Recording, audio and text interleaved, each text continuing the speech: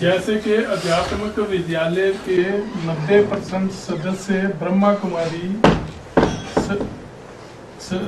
विद्यालय संस्था से सदस्य रह चुके हैं, लेकिन इसके बावजूद अध्यात्मिक विद्यालय के सदस्यों को ब्रह्मा कुमारी आश्रम में प्रवेश की अनुमति क्यों नहीं? हिस्ट्री में देखने में आता है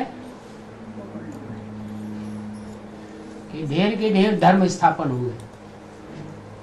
मुख्य धर्म इस्लाम, बौद्ध, क्रिश्चियन धर्म स्थापन हुए।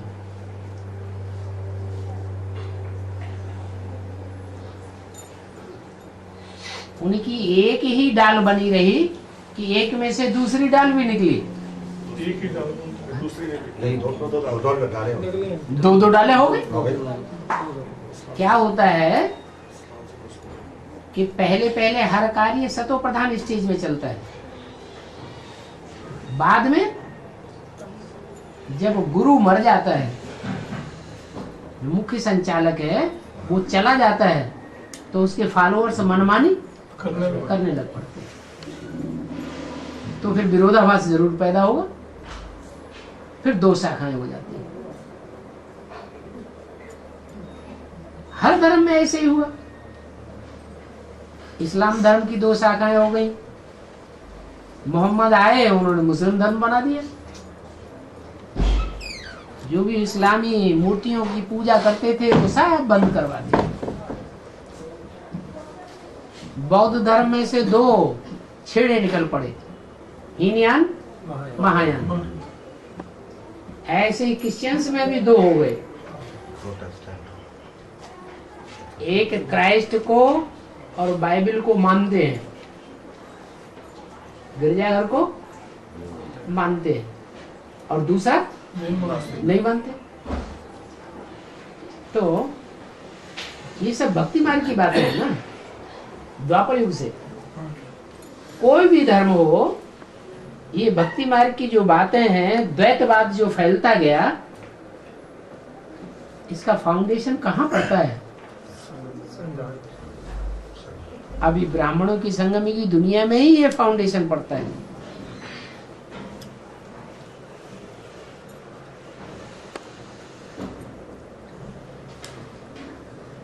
जो गुरु लोग होते हैं वो अपना अड्डा जमा के बैठ जाते हैं धर्म पिता की जाने के बाद।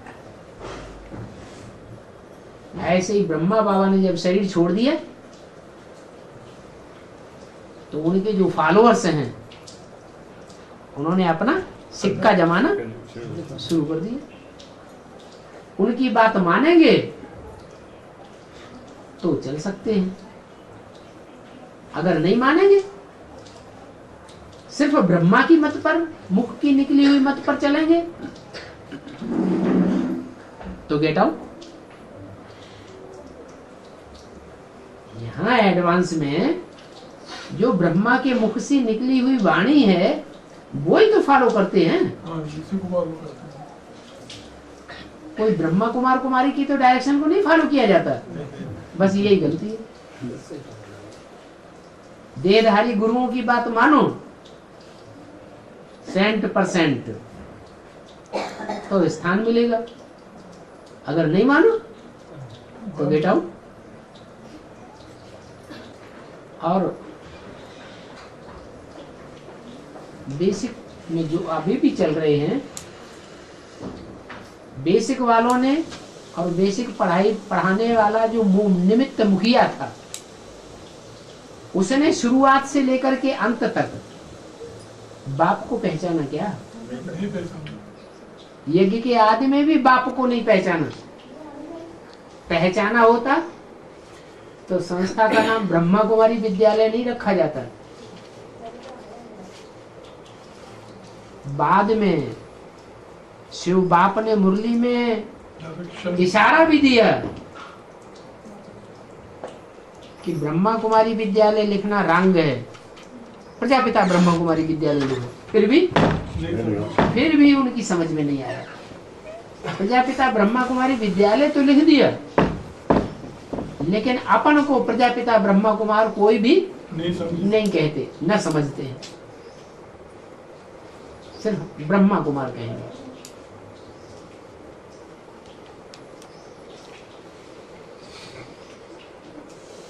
तो जब मुखिया ने ही बाप को नहीं पहचाना तो फॉलोअर्स बाप को कैसे पहचानेंगे?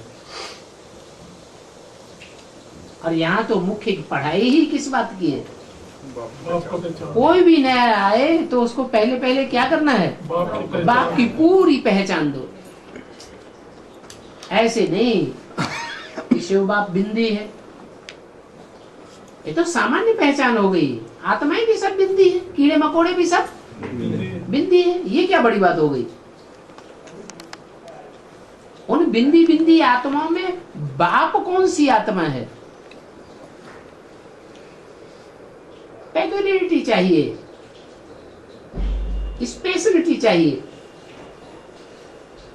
ताकि एक को याद कर सके, क्योंकि एक व्यापी बनकर के आता है, सर्वव्यापी बनकर नहीं आता है। तो वो तो अभी भी सर्वव्यापी का सारा काम चल रहा है। जो संगली पे बैठा वही बाप बन के बैठ गया। हमारी बात मानो, हमसे दृष्टि लो, हमारी वाणी सुनो। भगवत जैसे मुरली में बोला हुआ है, कोई से आंख मिलाई ये भी शैतान बने। हाँ? आंखें मिलाने वाले की दिव्य चक्षु निकल जाती है। आंख मिलाना या कोई भी इंद्रिय मिलाना संग का रंग लगेगा या नहीं लगेगा? तो संग का रंग ऊंचते ऊंच का लेना चाहिए या कोई का भी लेना चाहिए? ऊंचते ऊंच का संग लेंगे, और वो भी हर जन्म में ऊंचते ऊंच का संग नहीं मिलता। सिर्फ एक ही जन्म मुकर्रर है, और उसमें भी 40 साल बीत जाते हैं।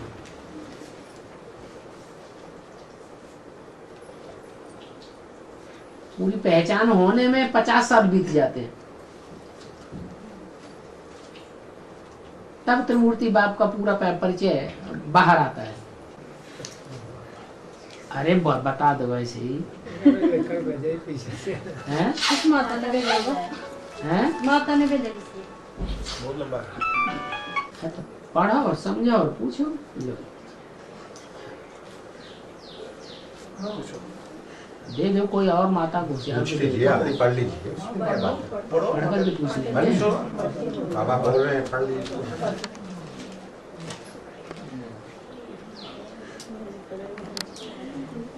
बाबा पहले पहले नंबर देखता है, राधा कृष्ण जो स्वयंवर के बाद फिर लक्ष्मी नारायण बनते हैं, परंतु कोई जानते राधा कृष्ण का किसी को पता नहीं है, और वह कहाँ चले जाते हैं। राधा कृष्ण ही स्वयंवर के बाद लक्ष्मी नारायण बनते हैं। दोनों का अलग अलग महाराजों के बच्चे हैं।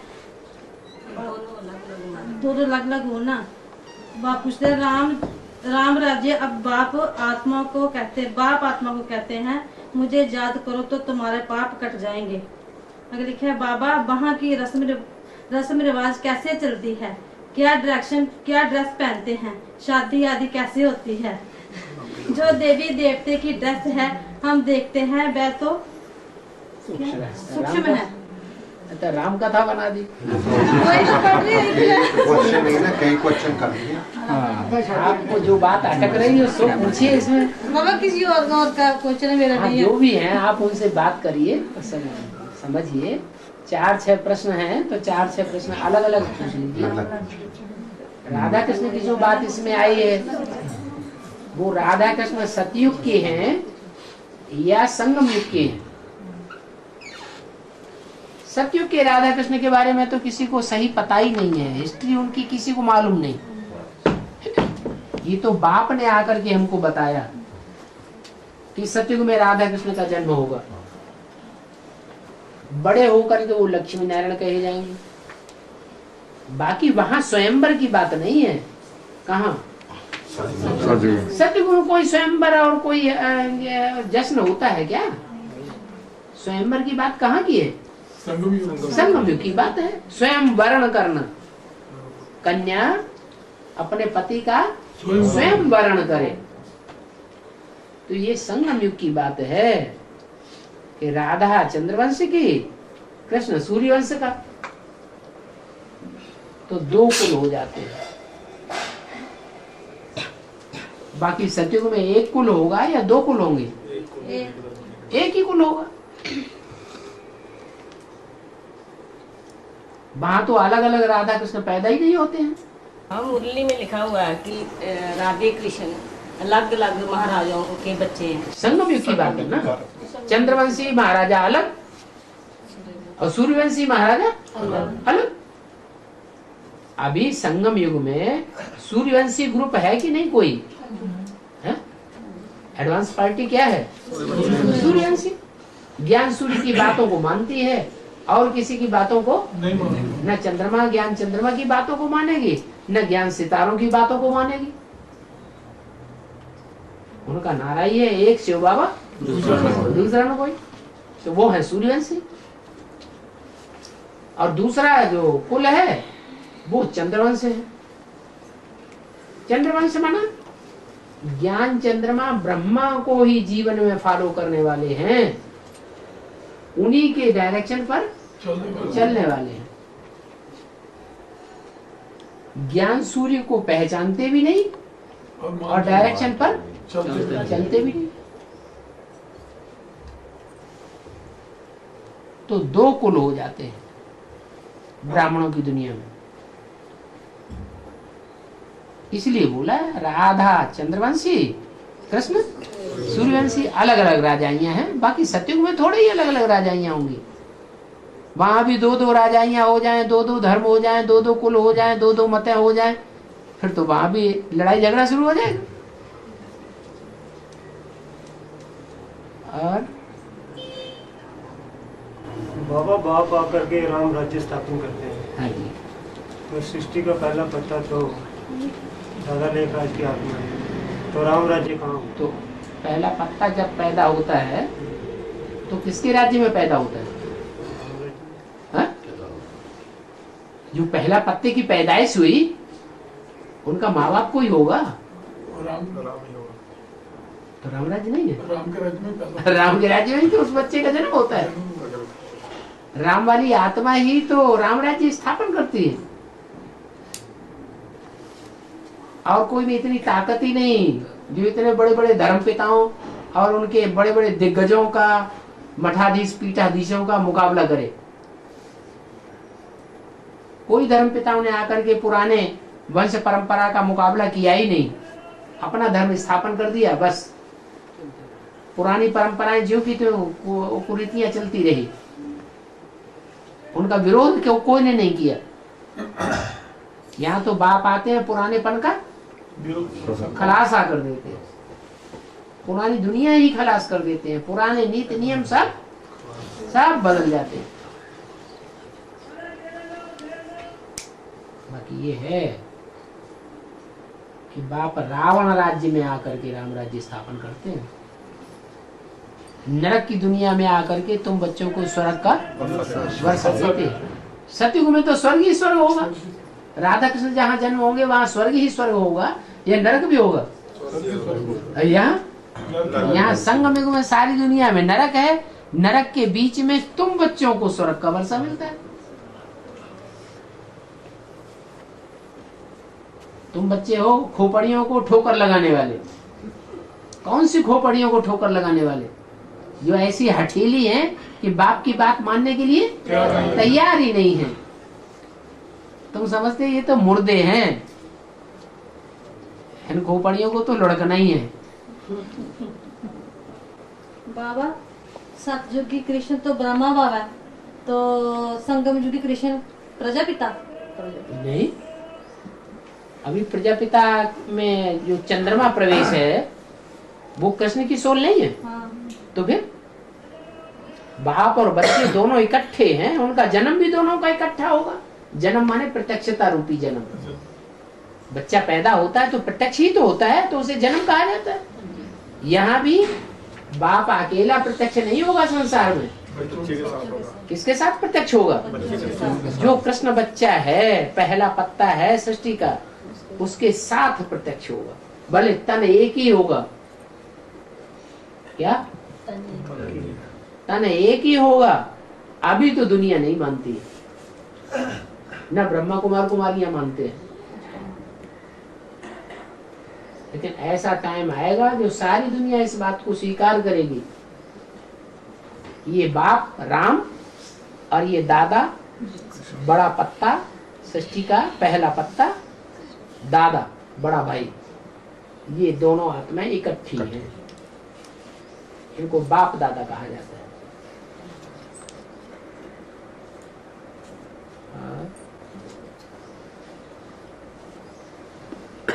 बाबा जी इसके मुरली में बोला हुआ है, एडवांस पार्टी तो साकार शरीर परिवर्तन कर सेवा कर रही है, लेकिन कोई कोई का पार्ट अंत तक साकारी और आकारी रूप द्वारा भी चलता है। साकारी पार्ट भी माने साकारी शरीर भी है, भगवान का जैसे राम वाली आत्मा है, जगदम्बा वाली आत्मा है, उनका साकारी शरीर भी है और उसमें आकारी सोल प्रवेश करती है। तो आकारी पार्ट भी है, साकारी भी है तो आकारी भी है। उनको शरीर छोड़ करके आकारी पार्ट नहीं बजाना पड़ेगा। ब्रह्मा सरस्वती को शरीर छोड़ करके आकारी पार्ट बजाना पड़ा, सूक्ष्म शरीर के बंधन में बंध जाना पड़ा, जो दुनिया देख नहीं सकती। वो तो ऐसी बात हो गई जैसे जंगल में मोर नाचा, किसने देखा? तुम्हारा, तो इसलिए तुम्हारा शब्द इसमें लगाया हुआ।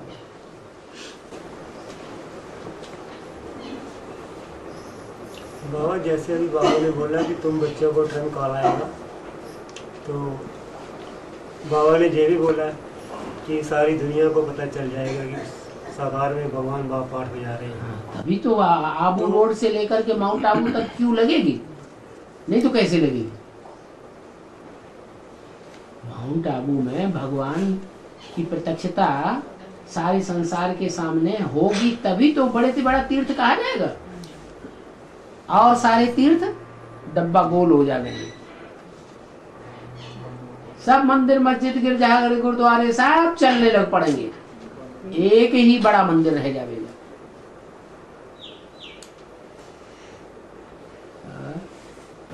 कंपिल को भांजा शब्द से संबोधित किया गया शास्त्रों में। हाँ, इसका क्या मतलब? बहन का जा, जन्म दिया हुआ, बहन जा बिगड़ करके हो गया भांजा। माना जो बहन होती है, उसका बेटा है। हाँ, तो उसको पूज्य घराने में डाला जाता है ना। बहन को कहाँ भेजा जाता है? जिस घराने में भेजा जाता है उसको पूज्य माना जाता है। पूजनीय मानते, और उस पूजनीय घराने में भी उसका जन्म लिया हुआ बच्चा तो भांजा कहा गया है। माने पूजनीय पक्ष में है, बाप को भी उसकी पूजनीय मानना पड़े, और जो भाई है उसको भी पूजनीय मानना पड़े। तो जब शादी वगैरह होती है ना, तो बहनोई और भांजे की बहुत पूजा की जाती है, चिरौरी की जाती है। वो यहाँ की बात है, इसीलिए शास्त्रों में लिख दिया है।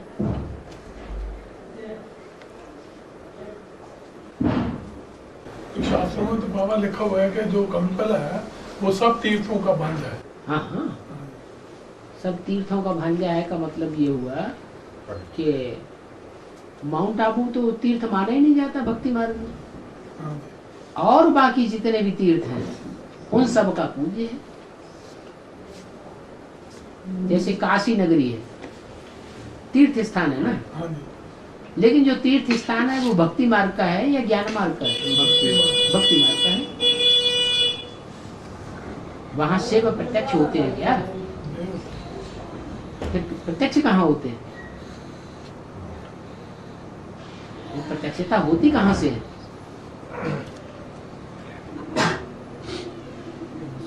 कांपिल्य नगर से ही तो प्रत्यक्षता होती है। कौटिल्य नगर से ही। हाँ? जहाँ ज्ञान का बना बनाया रस मिलता है उसको कहा जाता है बनारस। तो जो भक्ति मार्ग का काशी है, बनारस है, वहां से ज्ञान का रस मिलता है? नहीं मिलता। ये तो बेहद का कोई बनारस है। हाँ। और अंत में बाबा कंपिल भी प्रत्यक्ष होगा, है कंपिल भी प्रत्यक्ष हो जाएगा, जैसे माउंट आबू में बताया कि वहाँ क्रू लगेगी। वो महामधुबन है और ये मिनी मधुबन है। हाँ जी, जहाँ जहाँ मिनी मधुबन बनावेंगे वहाँ वहाँ बाप दादा आवेंगे। तो मिनी मधुबनों में पहला मिनी मधुबन कंपिल का बना, तो वहाँ बाप दादा ने अपना आठ बजाए। अब जहाँ जहाँ बनावेंगे बाबा वहाँ वहाँ बाप दादा आवेंगे।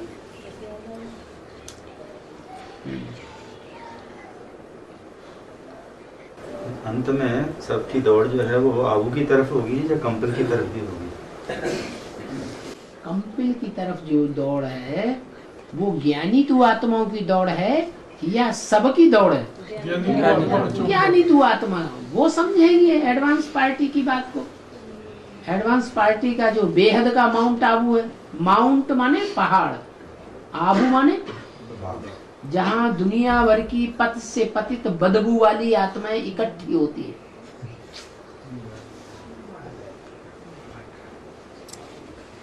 वहां नाम भी ऐसे ही रखे गए हैं, कायम गंध, खुदा गंध,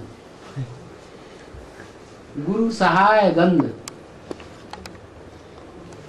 दरियाओ गंध, कास गंध, डुडवारे गंध। रोड के किनारे किनारे जो है उनका भी नाम गंध ही गंध, और जो ट्रेन के किनारे किनारे के स्टेशन है उनका भी नाम गंध ही गंध। और जहां से वो रथ पैदा होता है उस गांव का नाम ही है अहमदगंज।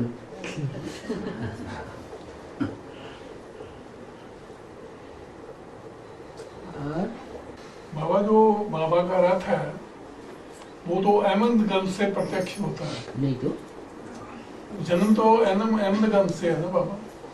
प्रत्यक्षता बात अलग और जन्म होना अलग। शरीर का वो बात अलग। हाँ ठीक है। मतलब जन्म जो है वो तो अहमदगंज से उत्पन्न हुआ ना।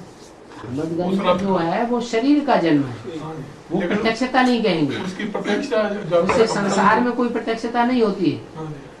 प्रत्यक्षता की जो शुरुआत है वो दो प्रकार का जन्म माना गया है।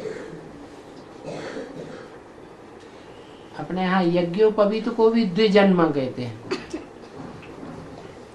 भक्ति मार्ग में। हाँ जी। तो दूसरा जन्म जो है कौन सा गाया जाता है? जब यज्ञोपवीत डिविजल जन्म जिसको हाँ, कहते हैं। और पहला जन्म में उससे पहला जन्म भी होता है। तो कृष्ण के लिए जो कृष्ण बच्चा है वो पहला जन्म होता है, वो भी गाया हुआ है। जेल में जन्म होता है, 15 अगस्त होता है और जन्माष्टमी का दिन होता है। नहीं तो जन्माष्टमी अलग दिन होती है और 15 अगस्त अलग दिन होता है, लेकिन वो दोनों ही है।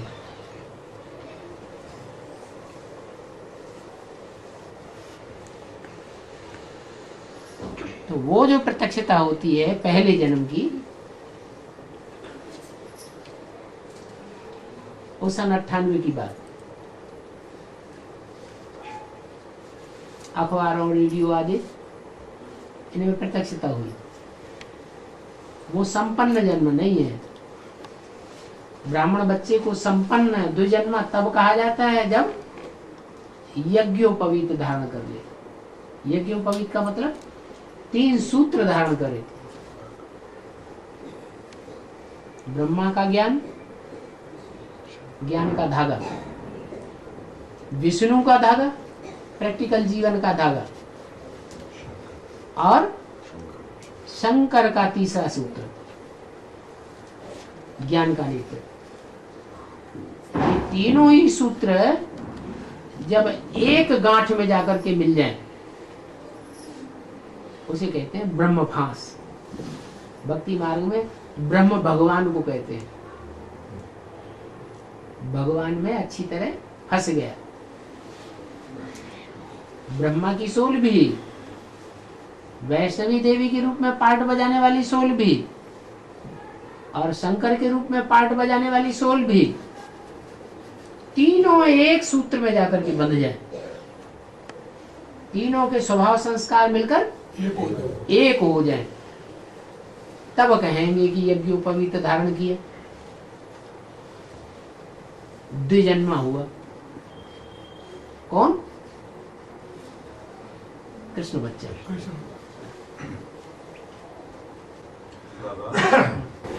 जैसे इशारे आए हैं व्यक्तिवाणी में कि 2008 में तीसरी मूर्ति जो है उसका प्रत्यक्ष होगी, उसका क्या क्लैरिफिकेशन है?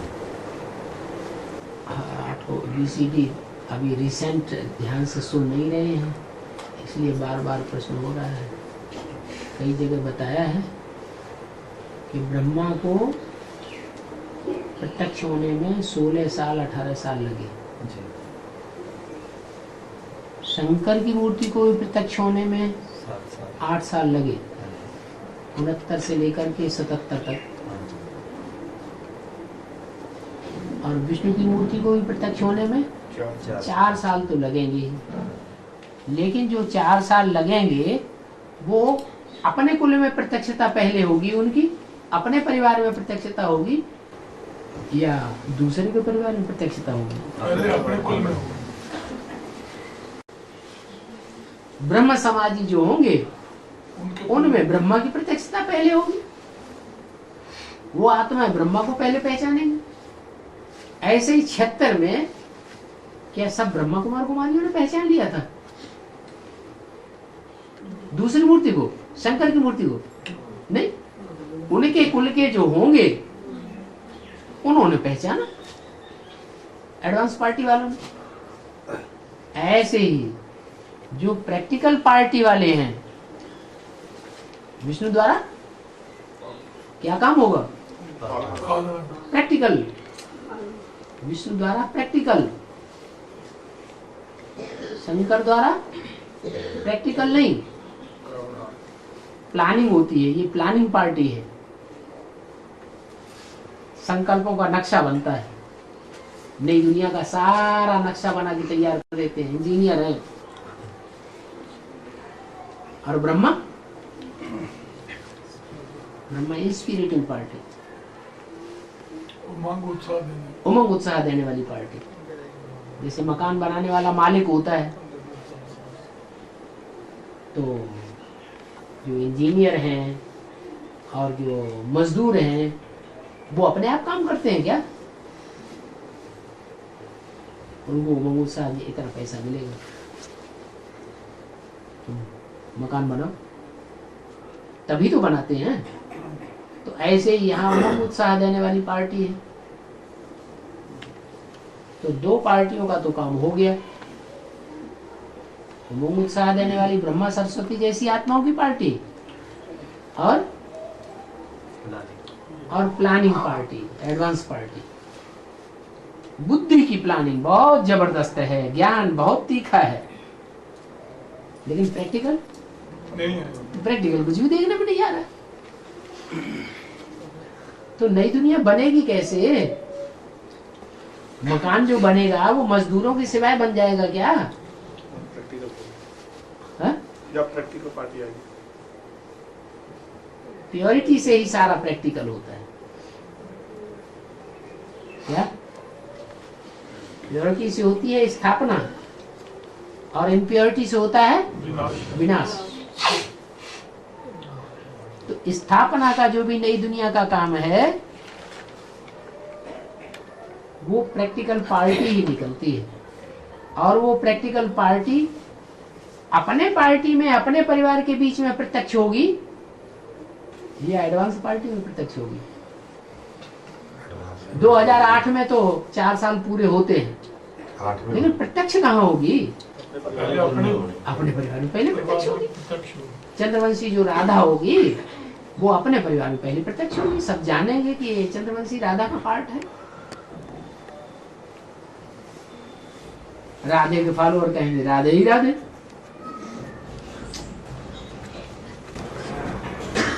जैसे 2 मूर्तियों के द्वारा अब आपने कार्य किया, ब्रह्मा और शंकर के द्वारा, हाँ। ऐसे क्या तीसरी मूर्ति जो है विष्णु की, वैष्णवी देवी नहीं आएगी। उसके द्वारा भी भगवान का उसमें भी प्रवेश करके जब उस मूर्ति प्रैक्टिकल पार्ट के लिए कोई प्रवेश करने की दरकार है? ज्ञान सुनाने के लिए तो मुख की दरकार है।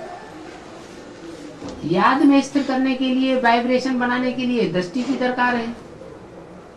प्रैक्टिकल कर्म करने के लिए मुख की और दृष्टि की दरकार है नहीं। वो तो विष्णु का जो पार्ट है वो तो प्रैक्टिकल कर्म करके दिखाता है। वाणी में तो ऐसा कहा गया ना कि मैं तीनों ही मूर्तियों के द्वारा अलग अलग समय में तो द्वारा प्रैक्टिकल किसके द्वारा है? विष्णु के द्वारा ही तो प्रैक्टिकल है। ये तो नहीं कहा मैं प्रवेश करता हूँ 3 मूर्तियों।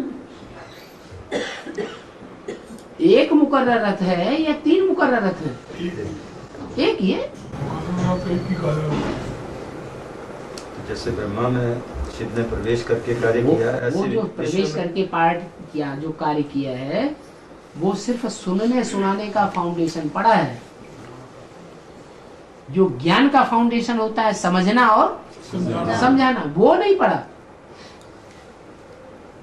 उसको तीसरा नेत्र नहीं दिखाते हैं ब्रह्मा को। तीसरा नेत्र किसको दिखाते हैं?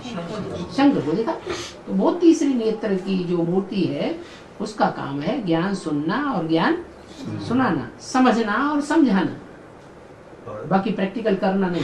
और बीच वाली जो मूर्ति है उसके द्वारा क्या कार्य चलेगा? प्रैक्टिकल संगम प्रैक्टिकल संगठन बनाना। संगठन जो बनेगा, यूनिटी जो बनेगी, वो प्योरिटी से बनेगी या बिना प्योरिटी की बन जाएगी? उसमें शिव बाप का क्या रोल होगा? वो प्रैक्टिकल काम करके दिखाएगा।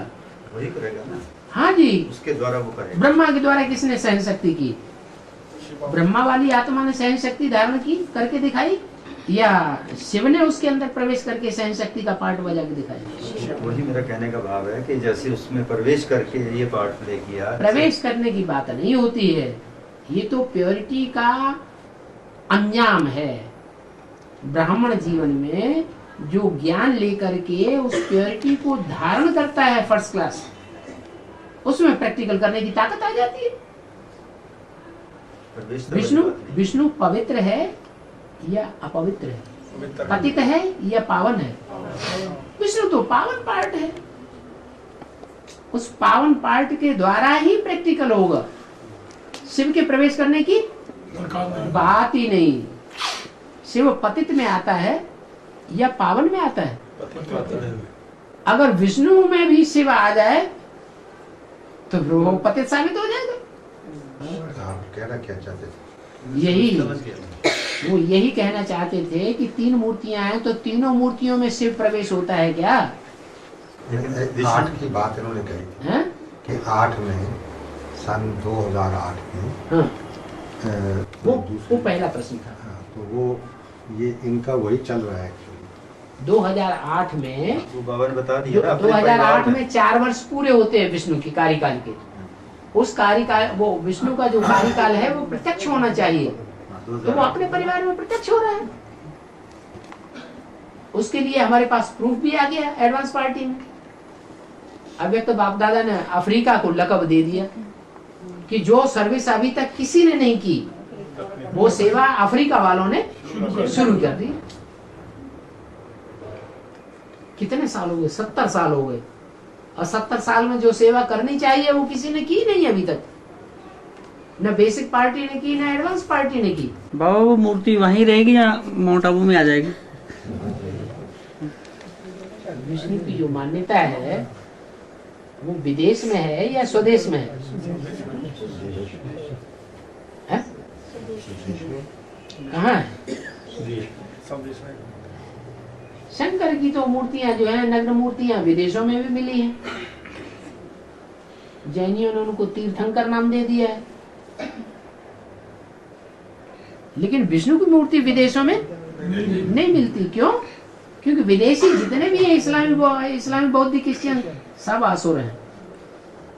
असुरों को विष्णु तरजीह नहीं देता। वो तो देवताओं का पक्ष है। वो देवताओं का पक्षधर है सदैव। और ब्रह्मा की गोद में चाहे जो आ जाए, जो मर्जी आ जाए। ज्यादातर असुर ही आते हैं। असुर तपस्या करते हैं, ब्रह्मा की चरौरी करते हैं और उनको वरदान ब्रह्मा द्वारा मिल जाता है।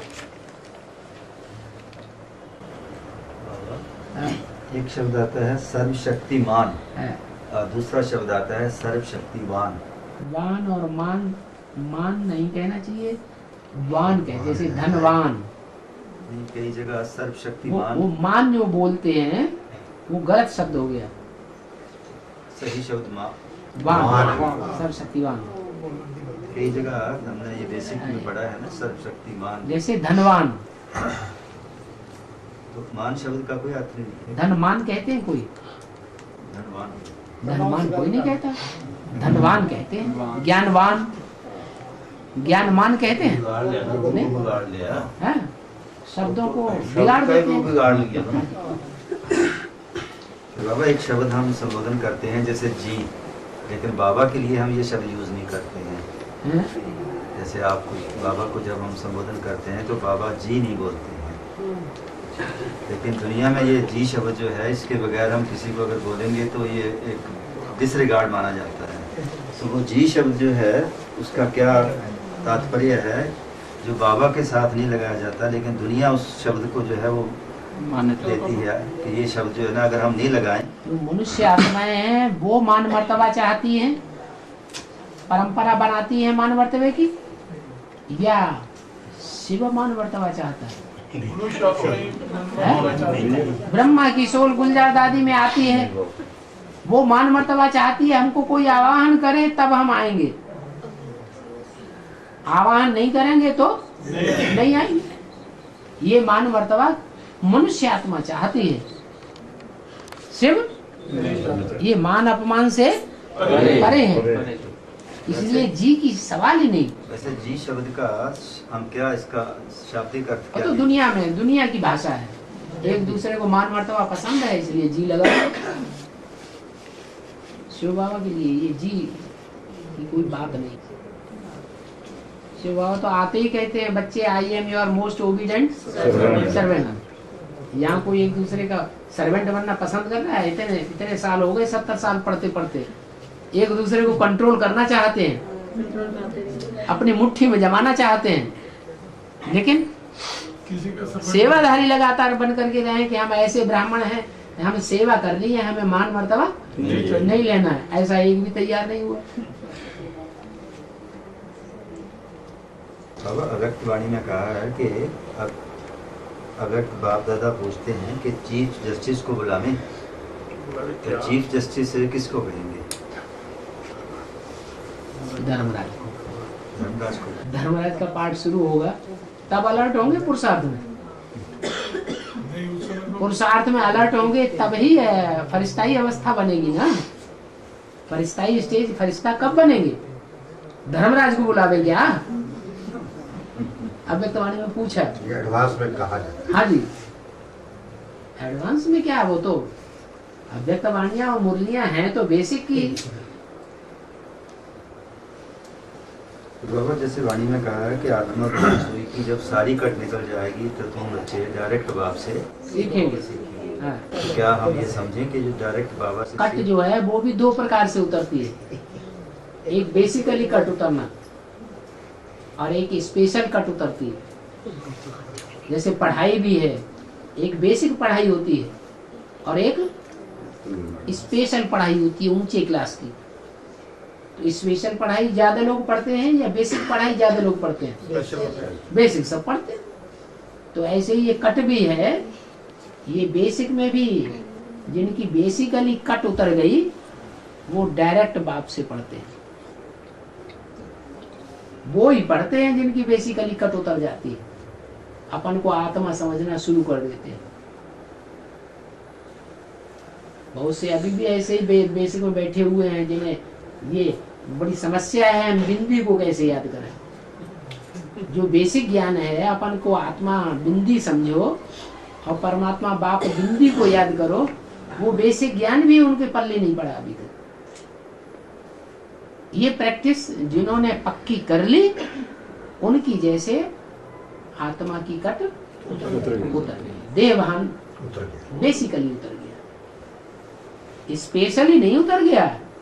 स्पेशली उतरा हुआ तब कहें जब आत्मा को अपने जन्मों का पूरे पार्ट क्लियर हो जाए। पार्ट क्लियर होने लगे। 84 जन्मों का कम part से clear कम जो 84 जन्मों में मुख्य पार्ट है वो तो क्लियर हो, जिसका शास्त्र में गायन है।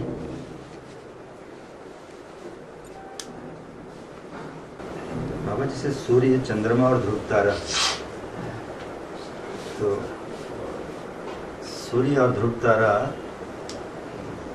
चंद्रमा तो ब्रह्मा हो गए, और सूर्य जो है जिसमें सूर्यवंशी राम को हम कहेंगे। नहीं, वो वंशी है वास्तव में, जो हमेशा सदैव रोशनी देने वाला है। स्थूल सृष्टि में सदैव रोशनी देने वाला कौन है? सूर्य तो है, वो तो स्थूल बात हो गई ना। ज्ञान के आधार पर सदैव रोशनी देने वाला कौन है? शिव। तो वो सूर्य है वास्तव में। और जो सितारे हैं, ध्रुव तारा फिर प्रजापिता को, तुम बच्चे हो सितारे। सारे सितारे किसके आसपास घूमते हैं? नाटक होता है, ड्रामाबाजी खेलते हैं, तो सारे जो एक्टर्स हैं वो किसके आसपास घूमते हैं? हीरो पाटदारी के आसपास घूमते हैं। तो ये जो धरती के सितारे हैं वो आसमान के सितारे हैं। आसमान के सितारों में जो ध्रुव तारा है उसके आसपास सारे सितारे चक्कर काटते हैं। ध्रुव तारा हम प्रजापिता को कहेंगे। वो अपनी जगह पे अटल रहे और सब